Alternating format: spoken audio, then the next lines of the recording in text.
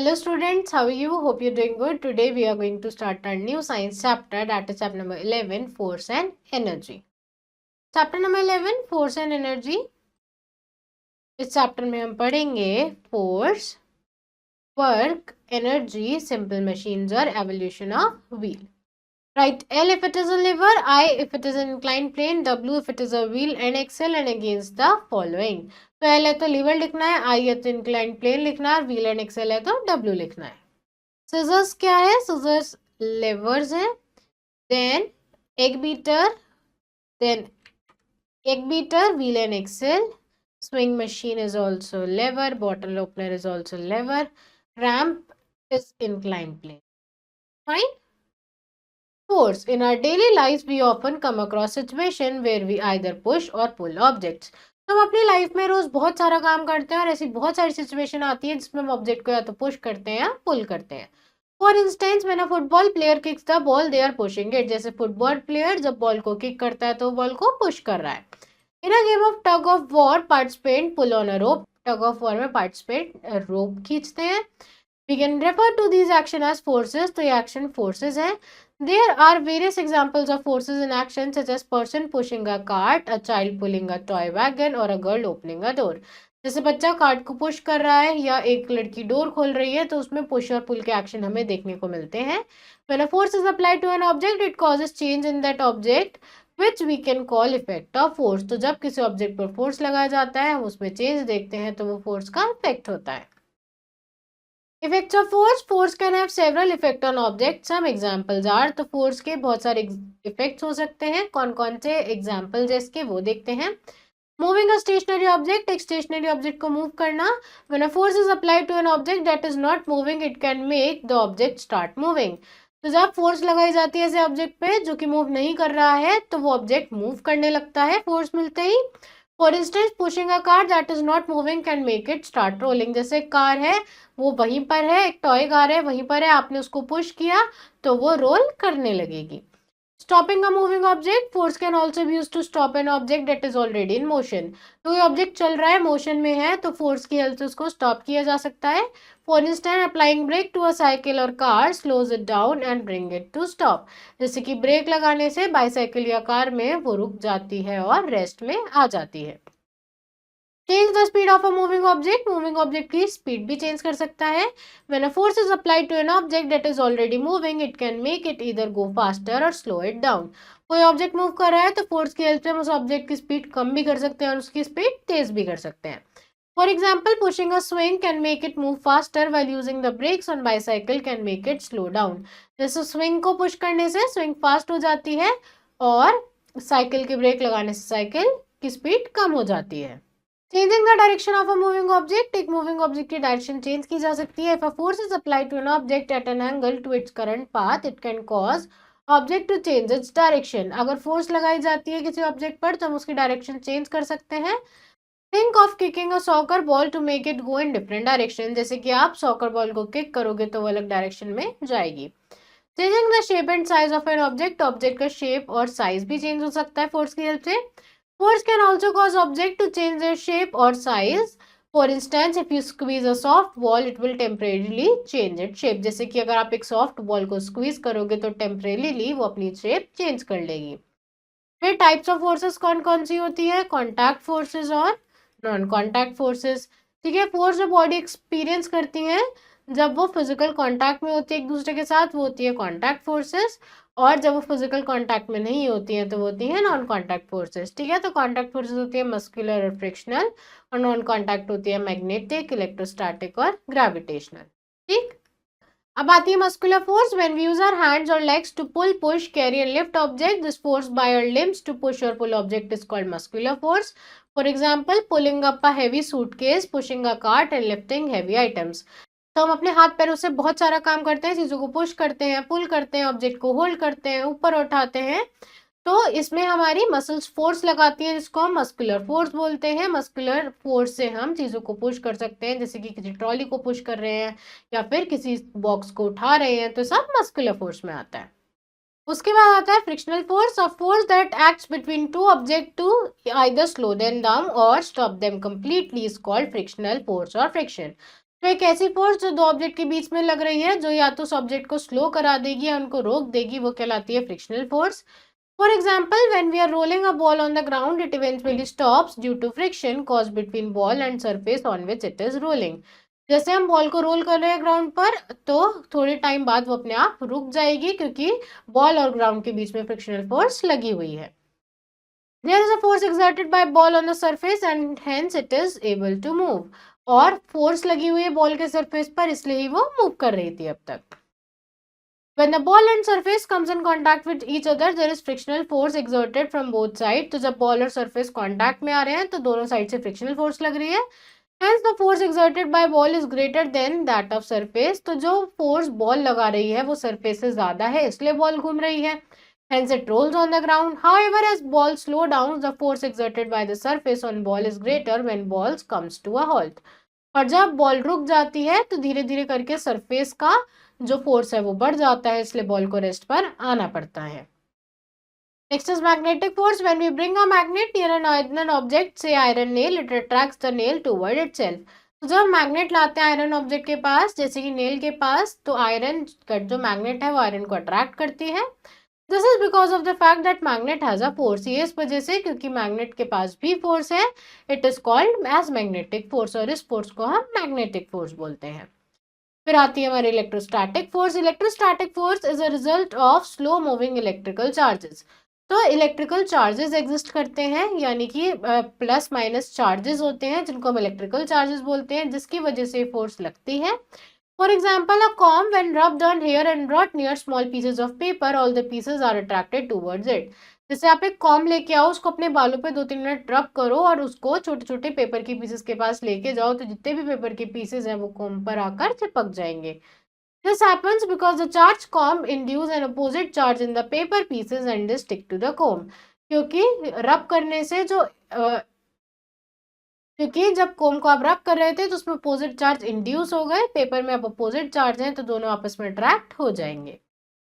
Gravitational force, the force that pools everything towards the earth is called gravitational force और gravity. तो एक ऐसी force जो अर्थ लगाता है जिससे सारी चीजें अर्थ की तरफ आकर पुल होती हैं, वो कहलाता है ग्रेविटी या gravitational force. Gravity affects everything when they are in motion और एट रेस्ट. तो ग्रेविटी हर टाइम काम करती है, जब कोई चीज मोशन में होती है तब भी, जब कोई रेस्ट पे होती है तब भी. When you throw something up, it eventually falls back down because gravity is pulling it back. जब आप कोई चीज ऊपर फेंकते हो तो वो वापस नीचे ही आती है क्योंकि उस पर ग्रेविटी लग रही है. The more massive an object is, the stronger is gravitational force. Object जितना मैसिव होगा उसकी ग्रेविटेशनल फोर्स उतनी ज्यादा होगी. फिर आता है work. Work is the process of transferring energy to an object to make it move. तो वर्क क्या है? जब हम एनर्जी को ट्रांसफर करते हैं उसको मूव कराने के लिए. It's a way of describing effort और force applied to an object to change its state और पोजिशन. तो ये फोर्स तब अप्लाई की जाती है जब हमें उसकी स्टेट या पोजिशन चेंज करनी हो. For example, if you have a box on floor and wanted to lift it onto a table, in order to do that, you need to apply a force to the box to overcome the force of gravity and move the box against the downward pull. अगर आपको किसी box को उठाकर ऊपर table पर रखना है तो आपको क्या करना पड़ेगा? ग्रेविटी से ज्यादा फोर्स लगानी पड़ेगी, क्योंकि ग्रेविटी तो चाहती है बॉक्स वही जमीन पर है, तो आपको उससे ज्यादा फोर्स लगानी पड़ेगी, तो तभी आप उस बॉक्स को उठाकर टेबल पर रख पाओगे. When you exert that force and the box moves, you are doing work on the box. तो जब आप फोर्स लगा रहे हो, बॉक्स को मूव कर रहे हो, तो अब आप बॉक्स पे काम कर रहे हो. In physics, work is defined as product of force applied to an object and the distance over which the force is applied. तो फिजिक्स में वर्क को क्या बोला जाता है कि कितनी फोर्स लग रही है और उस फोर्स लगने की वजह से ऑब्जेक्ट कितना डिस्टेंस चला है या वो फोर्स कितने डिस्टेंस तक लगी है, उसका प्रोडक्ट यानी multiplication. The work you do is calculated by multiplying force by distance. जो भी आप काम करते हो वो force into distance से निकाल सकते हैं, ठीक है. Work equals to force into distance. It's important to note that work is only done when there is displacement or movement caused by the force. तो work तभी होता है जब कोई distance travel हो, कोई displacement हो, एक जगह से दूसरी जगह जाए चीज. If you push against a wall with all your strength but the wall doesn't move, you are doing any work. Doesn't move, you are not doing any work because there is no displacement. अगर आप एक wall को push कर रहे हो, wall तो अपनी जगह से नहीं हिल रही है, तो कोई डिस्टेंस ट्रेवल नहीं कर रही है, इसलिए कोई वर्क डन भी नहीं हो रहा है. Work is a fundamental concept in physics and it helps understand how energy is transferred and transformed in different situations. तो वर्क क्या है, एक फंडामेंटल कॉन्सेप्ट है फिजिक्स का और हमें वर्क से पता चलता है कि कैसे एनर्जी एक फॉर्म से दूसरी फॉर्म में कन्वर्ट हो जाती है। अब आती है हमारी energy. Energy is the capacity और ability to perform work and bring about changes in the world around us. तो एनर्जी क्या है, कैपेसिटी है या एबिलिटी है हमारे आसपास चेंजेस लाने के लिए। One interesting aspect of energy is that it follows principle of conservation. One interesting aspect of energy is that it follows principle of conservation, which means that energy cannot be created or destroyed. तो energy जो है वो एक principal को follow करती है, एक सिद्धांत फॉलो करती है जिसको हम बोलते हैं प्रिंसिपल ऑफ कंजर्वेशन। ये बहुत इंपॉर्टेंट है। प्रिंसिपल ऑफ कंजर्वेशन का मतलब है ना तो आप एनर्जी इस दुनिया में बना सकते हो ना उसको डिस्ट्रॉय कर सकते हो। ना तो एनर्जी बनाना आपके हाथ में है ना उसको खत्म करना आपके हाथ में है। It can only be converted from one form to another. Energy को आप एक फॉर्म से दूसरी फॉर्म में कन्वर्ट कर सकते हो, उसको डिस्ट्रॉय नहीं कर सकते हो। फॉर्म्स ऑफ एनर्जी, एनर्जी की कौन कौन सी फॉर्म्स है? There are different forms of energy and they can be transformed from one form to another. तो एनर्जी के अलग अलग फॉर्म है जिनको हम एक फॉर्म से दूसरी फॉर्म में ट्रांसफर कर सकते हैं। Think of energy as kind of fuel that makes things happen. Energy ऐसे सोचो जैसे कि फ्यूल है। For example, when you kick a soccer ball, your leg provide energy to the ball. जब आप सॉकर बॉल को किक करते हो तो आपके लेग से सॉकर बॉल को एनर्जी मिलती है। Making it move, ball move करने लगती है। The energy from your leg is transferred to ball causing it to roll और फ्लाई थ्रू एयर। तो एनर्जी जो है बॉल तक ट्रांसफर हो रही है जिससे बॉल रोल कर रही है एयर में फ्लाई कर रही है। सबसे पहले आती है mechanical energy. The energy of an object because of its position और motion is called mechanical energy. तो किसी भी ऑब्जेक्ट की एनर्जी जो उसकी पोजिशन की वजह से है, मोशन की वजह से है, वो मैकेनिकल एनर्जी कहलाती है। Mechanical energy classified as either kinetic और potential.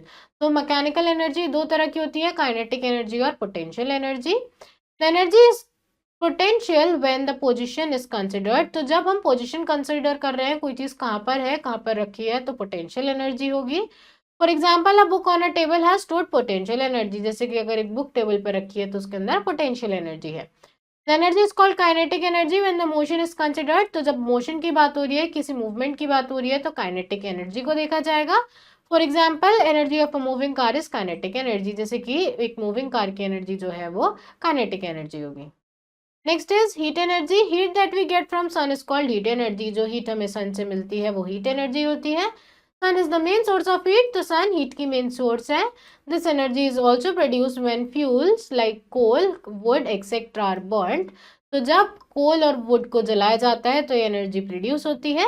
When we cook food we use heat energy. और खाना बनाने के लिए भी हम हीट एनर्जी का यूज करते हैं।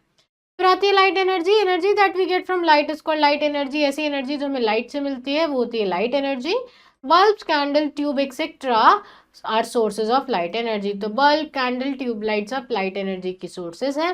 सन is also a source of light energy. Sun भी लाइट एनर्जी की सोर्स है। फिर आती है electrical energy. Matter is made up of atom which contain small particles called electron.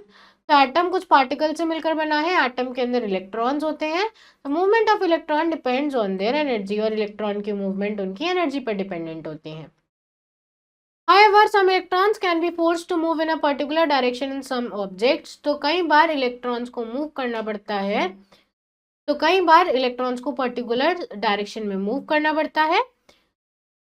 When these electrons move within, electrical energy is produced which is used in our daily life. जब electron move करते हैं तो electrical energy produce होती है जो कि हम daily life में यूज करते हैं। Electrical energy is use to light bulb and run appliances such as television, computers, fans and music system. तो इलेक्ट्रिकल एनर्जी से हमारे सारे डिवाइस चलते हैं, चाहे आपका पंखा हो, टीवी हो या लाइट हो। Sound energy. Many object such as musical instrument, fire crackers and airplanes produce sound energy. तो जब साउंड निकलती है तो साउंड एनर्जी प्रोड्यूस होती है। जैसे कि कोई भी म्यूजिकल इंस्ट्रूमेंट है उसमें साउंड एनर्जी होगी, एरोप्लेन की आवाज है वो साउंड एनर्जी है। फिर आती है kinetic energy. The energy of an object due to its movement is called kinetic energy. तो किसी भी ऑब्जेक्ट की एनर्जी उसकी मूवमेंट की वजह से कहलाती है काइनेटिक एनर्जी। अ मूविंग बस, car, truck, toy etcetera have kinetic energy. तो कोई कार मूव कर रही है, बस मूव कर रही है, ट्रक मूव कर रहा है, सबके पास काइनेटिक एनर्जी होती है। फिर आती है potential energy. Potential energy is the energy which is stored in a body due to its position. Example, water in a tank has potential energy. तो पोटेंशियल एनर्जी पोजीशन की वजह से होती है, जैसे कि कोई पानी है, टैंक में स्टोर्ड है, तो पानी में पोटेंशियल एनर्जी है। Mechanical energy is the energy that is possessed by an object due to its position और मोशन। तो किसी भी ऑब्जेक्ट में जो एनर्जी है उसकी पोजीशन या मोशन की वजह से है, तो वो मैकेनिकल एनर्जी होगी। फिर आती है wind energy. Wind has power to move things. Wind के पास पावर है चीजों को मूव कराने की। This power is called wind energy. इस पावर को हम विंड एनर्जी बोलते हैं। Wind energy is used in wind mills. तो विंड एनर्जी विंड मिल्स में यूज होती है। Wind mills are used to generate power and electricity. तो विंड मिल्स में पावर और इलेक्ट्रिसिटी जनरेट होती है।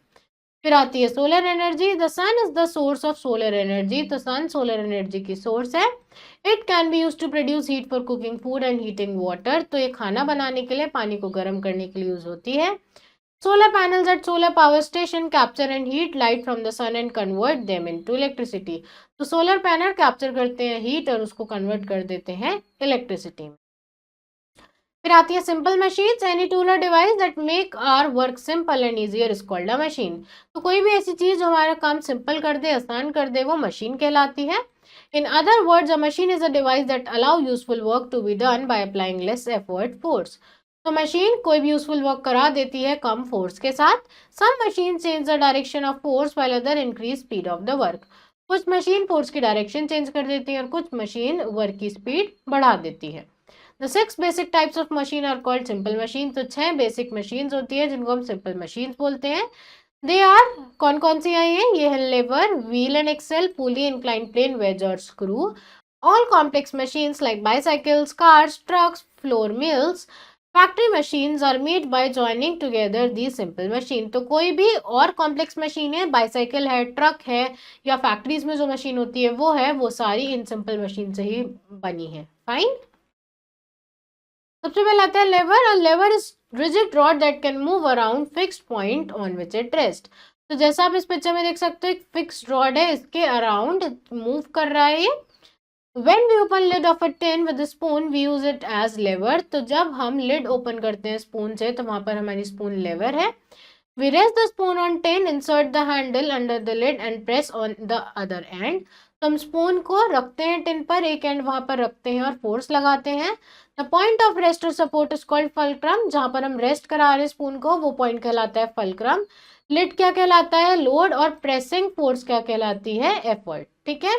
Based on position of load, fulcrum and effort, levers are of 3 kinds.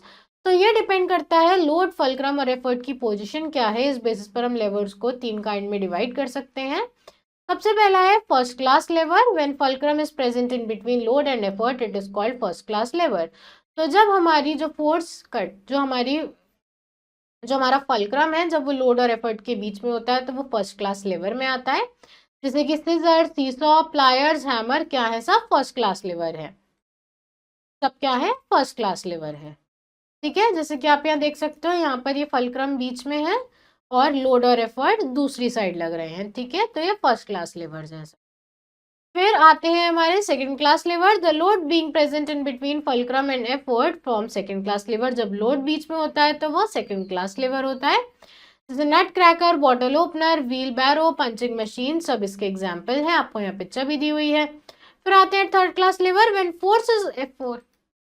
When effort is present between load and fulcrum, it is called third class lever। जब effort present होता है load और fulcrum के बीच में, तो वो सेकंड क्लास लेवर के बीच में आता है। Tweezer, tong, stapler, fishing rod, सब क्या है? Third class lever. उसके बाद आता है wheel and axle. Wheel and axle work together as simple machine. तो व्हील और एक्सेल साथ में एज सिंपल मशीन काम करता है।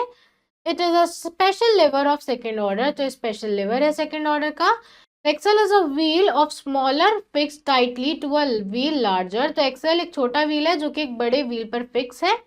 This system is used in windlass to lift water from wells employing less effort. तो जैसे कि ये यूज होता है पानी को लिफ्ट करने में, ताकि ज्यादा एफर्ट भी ना लगे और वाइनलेस में से पानी आ भी जाए। Wheel and axle for bicycle, pencil sharpener, door knob, rolling shutter are examples of wheel and axle machines. तो आपको व्हील एंड एक्सेल मशीन के एग्जाम्पल दिए हुए हैं। विंडलास है, पेंसिल शार्पनर है, डोर नॉब है, और व्हील और एक्सेल बाइसाइकिल का है। उसके बाद आते हैं gears. Tooth wheels engage with each other और कॉल्ड गियर्स। तो आप यहाँ देख सकते हैं टूथ है इसके, यानी कि दांत बन रहे हैं, ये जो स्पाइक्स आपको दिख रहे हैं इसके टीथ हैं। जब ये साथ में एंगेज होते हैं, साथ में मिलकर काम करते हैं, तो ये गियर्स कहलाते हैं। ठीक है। Gears change direction of motion और इंक्रीज और डिक्रीज द स्पीड। तो गियर से हम डायरेक्शन चेंज करते हैं मोशन की, स्पीड बढ़ाते हैं या घटाते हैं। These are used in watches, vehicle, factory, machine, instrument. तो ये वॉचेस में, व्हीकल्स में और फैक्ट्रीज में यूज होते हैं। फिर आता है हमारा पुली। तो a pulley is a small wheel with a groove around its outer edge. तो पुली क्या है? छोटा सा व्हील है जिसके आउटर एज पे ग्रूव्स होते हैं, आप देख सकते हो। अब this groove can hold a rope और चेंज इन पोजिशन। तो ये जो आपको दो ग्रूव्स दिख रहे हैं, इसके अंदर कोई रोप या चेन होल्ड कर सकते हैं। A pulley is used to lift heavy weight by applying force in convenient direction with the help of rope और chain। और पुली की हेल्प से हम हैवी ऑब्जेक्ट्स को लिफ्ट कर सकते हैं। It is difficult to pull a bucket of water from well. तो एक पानी भर के बाल्टी को निकालना बहुत मुश्किल होता है वेल में से। A pulley makes it easier because force can be more conveniently applied. पर पुली से काम आसान हो जाता है क्योंकि फोर्स कम और कन्वीनियंटली अप्लाई करते हैं। A pulley is also used on flag poles. Pulley flag poles में भी यूज होता है। The pulley is fixed at top of the flag pole. तो पुली एक फ्लैग पोल के टॉप पर फिक्स होता है। By pulling the other end of the rope downwards the flag is raised. तो जब हम रोप को डाउनवर्ड खींचते हैं तो फ्लैग अपवर्ड रेज हो जाता है। Incline plane is a flat surface that is raised at one end. Incline plane एक फ्लैट सरफेस होता है जो एक एंड से नीचा होता है, दूसरे एंड से ऊंचा होता है। It takes less force to move an object up an incline plane than to lift it straight up. तो किसी ऑब्जेक्ट को ऊपर इंक्लाइन प्लेन के ऊपर मूव कराने में कम फोर्स लगती है। इंक्लाइन प्लेन्स और ramps are provided in hospitals. तो हॉस्पिटल में भी इंक्लाइन प्लेन्स होते हैं रैम्प्स की फॉर्म में। They are use to push up wheel chairs and stretchers and for carrying patient. तो पेशेंट्स को स्ट्रेचर्स और व्हील चेयर्स पर ऊपर ले जाने के लिए रैम्प्स बनाए जाते हैं। Ramps can also be found in many houses which allow vehicles to drive in to और out of the garage. Ramps हमारे घरों में भी बनाए जाते हैं, हमारे गैराज के आसपास भी बनाए जाते हैं ताकि हम व्हीकल को आसानी से निकाल लें या वापस चढ़ा दें। Roads in hill areas are also inclined planes.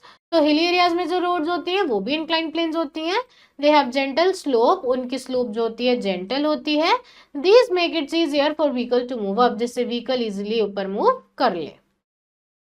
Ancient Egyptians are known to be among first to use principle of inclined planes. ये माना जाता है कि एंशियंट इजिप्टियंस ने ही सबसे पहले इंक्लाइंड प्लेन्स यूज करना शुरू किया था।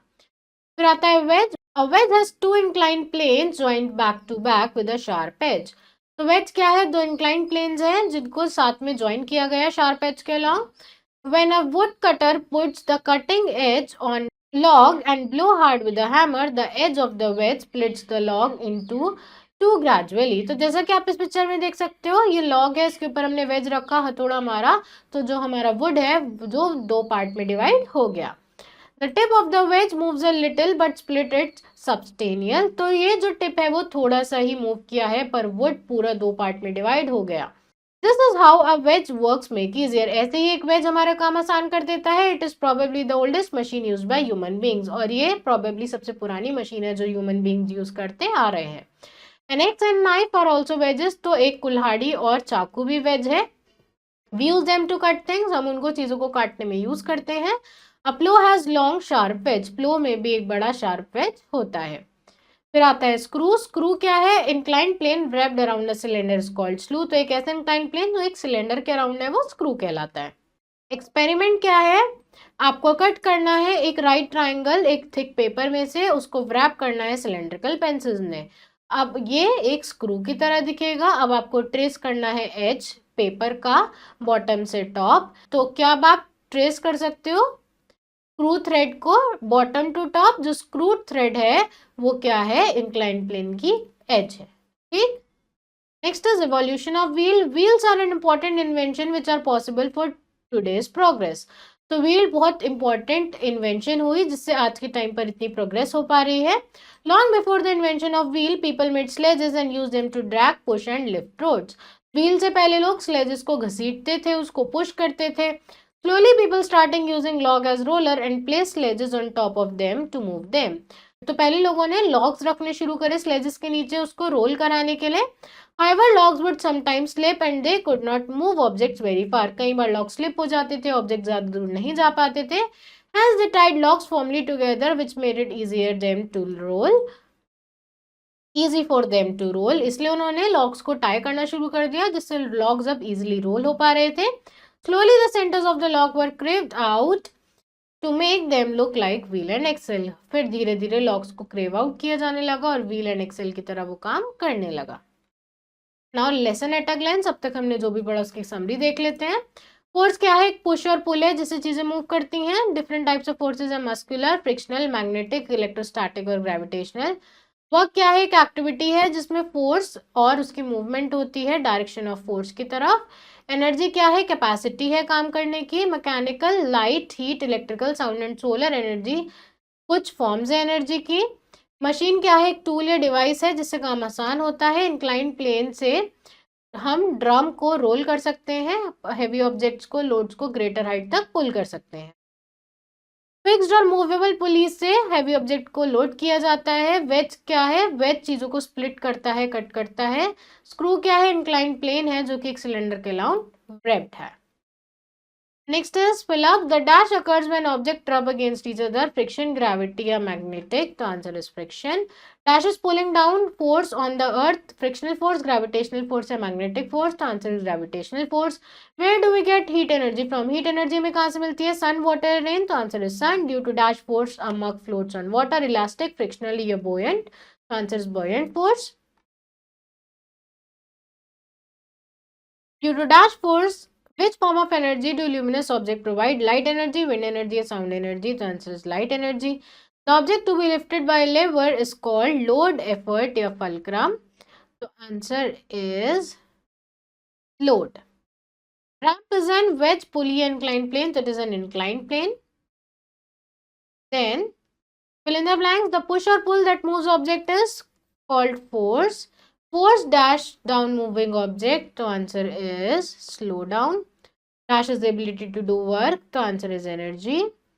Energy from the sun is called solar energy.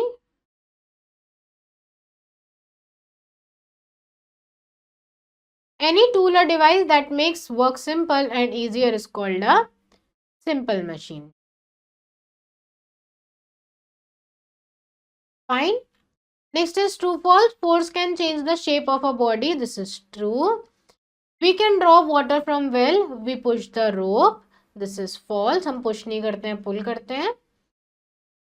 The light energy helps us to see things around us. This is true. A book on table has stored potential energy. This is true. A windlass is an example of wheel and axle combination. This is true. Then wedge is a machine having several threads. This is false.